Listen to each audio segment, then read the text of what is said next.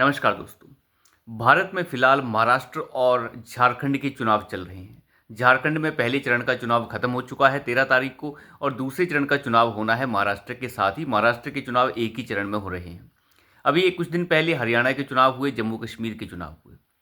लेकिन इन सभी चुनावों में दो बड़े अंतर हैं। एक महाराष्ट्र चुनाव की अगर हम बात करें, झारखंड चुनाव की बात करें और हरियाणा और जम्मू कश्मीर, इन सभी में एक बहुत बड़ा अंतर है। वो ये है कि इंडी अलायंस के जो सबसे बड़े नेता हैं वो है राहुल गांधी। भले इंडी अलायंस उन्हें अपना नेता मानता हो ना मानता हो, लेकिन राहुल गांधी अपने को उस पूरे इंडी अलायंस का नेता मानते हैं। वो विपक्ष के नेता तो हैं ही, लेकिन इंडी अलायंस के भी नेता हैं। वो बहुत बड़ी बड़ी बातें कर रहे थे हरियाणा चुनाव में भी और जम्मू कश्मीर के चुनाव में भी।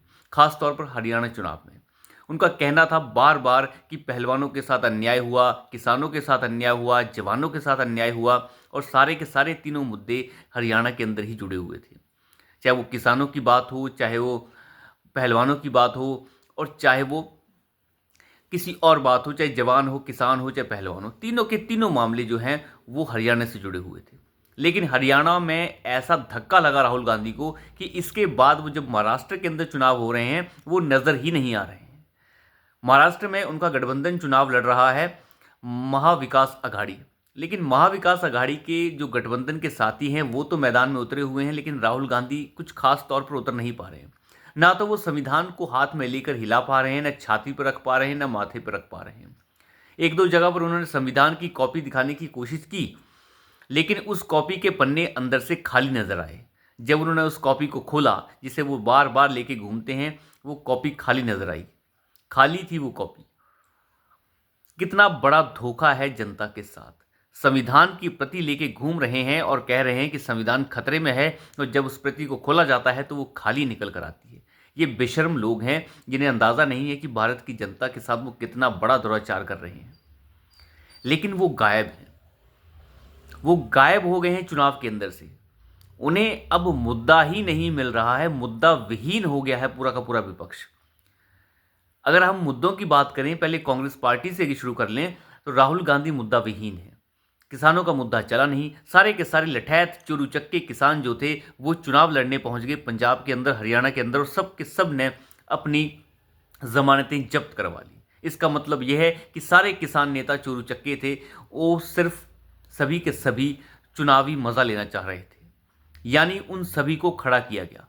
जितने भी पहलवान थे जो अपने आप को पहलवान कह रहे थे और कह रहे थे हमारी इज्जत के ऊपर हाथ डाला है भारतीय जनता पार्टी के सांसद बृजभूषण ने, वो भी नंगे हो गए। सभी के सभी ने चुनाव लड़ा और अब एक दूसरे के कपड़े फाड़ रहे हैं और बता रहे हैं कि नहीं ये गलत था और वो गलत था, गलती किसी और की थी। ये सभी के सभी जो हैं आपस में लड़ रहे हैं और चुनाव भी लड़ चुके हैं, और एक तो चुनाव जीत भी चुकी है विनेश फोगाट।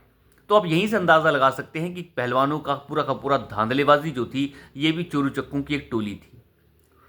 जवानों के नाम पे जो है षड्यंत्र करने की कोशिश की, वो भी ध्वस्त हो गया। अब राहुल गांधी के पास मुद्दा क्या है? संविधान संविधान कर रहे थे ये आम चुनाव के समय, और थोड़ी सी सफलता मिलने के बाद इन्हें लगा कि झूठ बोलकर अगर कुछ फ़ायदा मिल रहा है तो हरियाणा चुनाव में भी फ़ायदा ले लें, लेकिन फ़ायदा मिला नहीं। अब उनके पास बोलने के लिए कुछ बचा नहीं है। संविधान को लेकर यह कहना कि संविधान खतरे में आ जाएगा, भारतीय जनता पार्टी संविधान बदल देगी और साथ ही साथ जो है वो आरक्षण खत्म कर देगी, ये सारे मुद्दे अब ध्वस्त हो चुके हैं। ये नदी का जो उफान था वो अब धीमा हो चुका है। लोग बेवकूफ़ नहीं है। लोगों को इस तरीके से बेवकूफ़ नहीं बनाया जा सकता। अगर भारतीय जनता पार्टी के विकल्प के मायने अगर आप देखें, अगर कोई और विकल्प किसी को ढूंढना हो तो विकल्प उतना अच्छा तो होना चाहिए तो भारतीय जनता पार्टी से अच्छा हो। चोरूचक्कों से भरा हुआ इंडिया अलायंस जिसमें तरह तरह के चोर मौजूद हैं, 9वीं फेल से लेके 8वीं फेल से लेके शरद पवार से लेके लालू यादव से लेके केजरी डकैत से लेके, तो इन लोगों को वोट कौन देगा? केजरीवाल तक पहुंच जाते हैं। अब केजरीवाल की बात करें तो आजकल उन्होंने संन्यास ले लिया है एक तरीके से। वो वैष्णो देवी जा रहे हैं, चामुंडा देवी जा रहे हैं, पता नहीं कौन कौन सी देवियों, तिरुपति से लेके हर मंदिर में घूम रहे हैं। तो आप अंदाज़ा लगा सकते हैं कि किस तरीके से केजरीवाल ने शिफ्ट किया है अपने आप को। अखिलेश यादव को अगर आप देखें, जो पीडीए सुबह शाम जो है पीडीए कहते हैं, दलित कहते हैं, आदिवासी कहते हैं, अल्पसंख्यक कहते हैं, ये सभी के सभी जो हैं फ्लॉप हो गए। बोलने के लिए कुछ नहीं रह गया है, क्योंकि नारा नया आ गया है, बटोगे तो कटोगे। अखिलेश यादव इसके ऊपर एक नया नारा लगा रहे हैं। वो कह रहे हैं कि ना बटेंगे ना कटेंगे, लेकिन ये नारे चलने वाले नहीं। बटोगे तो कटोगे के नारा चल चुका है, क्योंकि जहां बंट गए हैं वहां पे कट गए हैं। भारत की सबसे समृद्ध और सबसे अमीर अगर कोई जाति थी तो वो कश्मीर के अंदर कश्मीरी पंडित थे, जिन्हें भगा दिया गया, काट काट के भगा दिया गया, और वहाँ के मुसलमान इसके लिए जिम्मेदार रहे। किसी ने आवाज़ नहीं उठाई। इसका मतलब जहाँ पर हिंदू कमज़ोर हुआ उसे काट कर फेंक दिया गया। कराची के अंदर हिंदू पॉपुलेशन को ख़त्म कर दिया गया, लाहौर के अंदर ख़त्म कर दिया गया। बांग्लादेश के अंदर सत्ता परिवर्तन होता है तो हिंदू मारे जाते हैं, मुस्लिम क्यों नहीं मारे जा रहे? फिर ये लोग कहते हैं कि जो बांग्लादेश में हो रहा है, पाकिस्तान में हो रहा है, उससे भारत को क्या लेना देना? भारत को क्यों नहीं लेना देना होगा? जब हमारी कोई कम्युनिटी कहीं पे मारी जाएगी तो लेना देना क्यों नहीं होगा? जब गाजा के अंदर कोई मुसलमान मारा जाता है तो यहां पर आकर लोग छाती पीटने लग जाते हैं। गाजा की बारिश का छाता यहां पर खोला जाता है लखनऊ के अंदर, तो आप अंदाज़ा लगा सकते हैं कि किस तरीके की मानसिकता है इन घटिया लोगों की। रोहिंग्या मुसलमानों को म्यांमार धक्के मारकर बाहर निकालता है, जूता खोर लोगों को जूता मारकर बाहर भगाया जाता है, लेकिन दिक्कत और दर्द यहां के हैदराबाद में होता है। म्यांमार की बारिश का छाता अगर हैदराबाद में खुलेगा तो आप अंदाज़ा लगा सकते हैं कि दर्द कहां है। तो दर्द अगर तुम्हें हो सकता है चोरू चक्कों के लिए, तो हमें अपनी कम्युनिटी के अच्छे लोगों के लिए दर्द तो होना ही है। और जो रही सही कसर थी, राहुल गांधी और दूसरे लेफ्ट लिबरल, जो जितनी भी कवायद है लेफ्ट लिबरल जो भारत के अंदर है, अगर आसान भाषा में कहें तो वो चोरू चक्के और खैराती जो भारत विरोधी हैं, उन लोगों की बातें और दिमाग तब ठिकाने आ गए जब डोनाल्ड ट्रंप अमेरिका में चुनाव जीत गए। इनका तो हमेशा से कहना है कि वोटिंग मशीन गलत होती है, लेकिन डोनाल्ड ट्रंप बैलेट पेपर से जीत गए। अब शायद ये भी कहने लग जाए कि बैलेट पेपर भी गड़बड़ हो गए। खैर, इन लोगों के दिमाग तो है नहीं, ये कुछ भी कह सकते हैं, लेकिन डोनाल्ड ट्रंप जीत गए। और डोनाल्ड ट्रंप ये बार बार कहते आए हैं कि वो हिंदुओं की रक्षा के लिए तत्पर रहेंगे, चाहे बांग्लादेश में हिंदू हों, चाहे अमेरिका में हों, चाहे कहीं और हों। उनके जीतने के बाद जो फंडिंग का जो सबसे बड़ा सोर्स था, जो भारत के अंदर भी बांग्लादेश जैसी हरकत करने की कोशिश करवाने के लिए जो फंडिंग आ रही थी, उस फंडिंग के ऊपर ब्रेक लगाई है डोनाल्ड ट्रंप ने। और इस डोनाल्ड ट्रंप के चुनाव जीतने के बाद जो बची खुची रही कसर थी, वो डोनाल्ड ट्रंप ने वैसे ही निकाल दी है। एक यही आस थी कि कमला हैरिस अगर जीत जाएंगी तो शायद वो फंडिंग बरकरार रहेगी, लेकिन अब वो आस भी टूट गई है। इसीलिए राहुल गांधी ने लगता है महाराष्ट्र चुनाव को एक तरीके से बायकॉट कर दिया है। बायकॉट कर दिया है उन्होंने चुनाव। और इस बार तो लगता है कि प्रियंका वाड्रा के सामने भी घुटने टेके हैं राहुल गांधी ने। आज तक प्रियंका वाड्रा को चुनाव नहीं लड़ने दिया गया गांधी परिवार में, लेकिन गांधी परिवार ने इस बार वायनाड से प्रियंका वाड्रा को उतारा। चुनाव खत्म हो गया है। सबसे कम मतदान आज तक वायनाड में जो हुआ है वो इस बार ही हुआ है। प्रियंका वाड्रा आराम से जीत जाएगी, क्योंकि वहाँ मुसलमानों की भरमार है और मुसलमान के पास कोई खास ऑप्शन भी नहीं है। लेकिन अपने आप में बड़ी बात है कि प्रियंका वाड्रा चुनाव उतर चुकी हैं। बार बार के विरोध के बाद गांधी परिवार ने हमेशा से ही उन्हें सामने नहीं आने दिया, लेकिन इस बार वो आई हैं। इसका मतलब कहीं ना कहीं राहुल गांधी के ऊपर एक प्रेशर क्रिएट हो गया है। चुनाव में वो उतर नहीं रहे हैं। संविधान की प्रति खाली है। कहीं जलेबी बनाने की कोशिश कर रहे हैं, कहीं फैक्ट्री लगाने की कोशिश कर रहे हैं। इस देश के मुख्य और प्रधान जो न्यायाधीश हैं सुप्रीम कोर्ट के, जब वो शपथ लेते हैं तो नेता विपक्ष राहुल गांधी वहाँ से गायब हैं। उन्हें अक्ल ही नहीं है कि नेता विपक्ष के यहाँ मौजूद होने के क्या मायने हैं। अंदाज़ा लगा के देख सकते हैं कि राहुल गांधी का बर्ताव किस तरफ जा रहा है।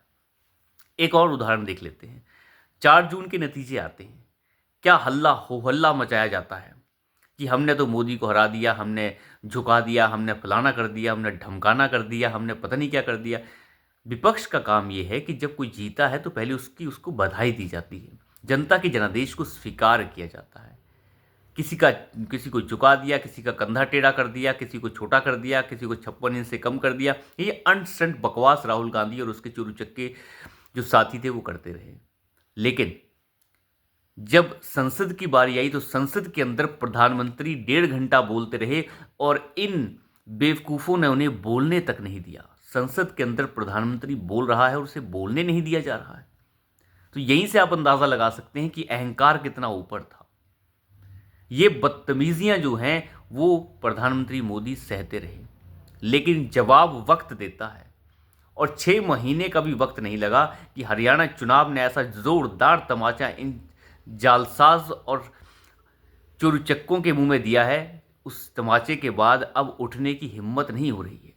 खड़गे जो इनके सड़े गले जंग खायले जहाज, जो कांग्रेस नामक जहाज है, उसके कैप्टन जो खड़गे साहब हैं, एक बुढ़ा जो 80 साल का बुढ़ा जो है, वो इस बूढ़े सड़े गले जंग खायले कांग्रेसी जहाज को घसीट रहा है। वो कहता है मेरे परिवार को जला दिया गया, मेरे परिवार को जला दिया, मेरी बहन को जला दिया, मेरी माँ को जला दिया, मेरे भाइयों को जला दिया। किसने जलाया ये बोलने की हिम्मत नहीं है। उसे जलाया हैदराबाद के मुस्लिम निज़ाम के रज़ाकारों ने। नाम क्यों नहीं ले लेते? नाम इस बुढ़े को लेना भूल गया। खैर, नाम नहीं याद आएगा क्योंकि उसमें मुस्लिम है। अगर मुस्लिम नहीं होते तो नाम ले देता, क्योंकि मुस्लिम वोट भी तो चाहिए। ये इतने बेवकूफ़ हैं और इतने गिरे हुए हैं कि इन्हें अंदाज़ा ही नहीं है ये क्या करते हैं। लेकिन योगी आदित्यनाथ ने उसके कपड़े फाड़ कर बताया कि तुम्हें याद नहीं है, हो सकता है 80 साल की बुढ़ापे में भूल जाता है इंसान, लेकिन हम आपको याद दिला देते हैं कि आपके परिवार को हैदराबाद के मुस्लिम निज़ाम के रज़ाकारों ने मारा था और जलाया था, क्योंकि तुम दलित थे। लेकिन खड़गे साहब तो कुछ और बताना चाह रहे थे, लेकिन इन सभी चीज़ों से कुछ होने वाला नहीं है। ये चुनाव के नतीजे जो हैं रही सही कसर निकाल देंगे, और रही सही कसर जो है अब राहुल गांधी की यही चुनाव निकालेंगे, और इसके बाद आप देख सकते हैं कि रिजल्ट क्या होने वाला है इस पूरे इंडी गैंग का। तो अभी के लिए इतना ही। धन्यवाद।